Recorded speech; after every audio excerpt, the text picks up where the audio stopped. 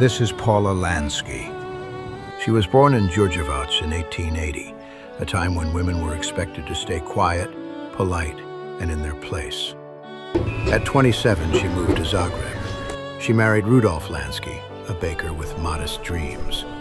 Then came the Great War. Rudolf was sent to the front in Galicia. The bakery closed. Money vanished. And so, when the Tram company offered conductor jobs to the wives of men who'd gone to war, Paula stepped forward.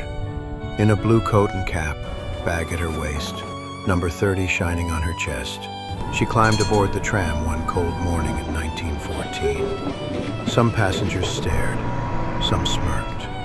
For 12 hours a day, every day, she worked the line through a city at war. She became famous. When the war ended, Rudolf came home and they opened the bakery again. They raised 8 children. Rudolf died in 1950. In 1980, for her 100th birthday, the tram company sent her a brand new conductor's bag, just like the one she had back in the day. A small gesture, but it brought the story full circle. Paula died a year later, at 101, buried beside Rudolf. She didn't ask to change history. She just did her job, and did it well. And somehow, that was enough to move a city forward.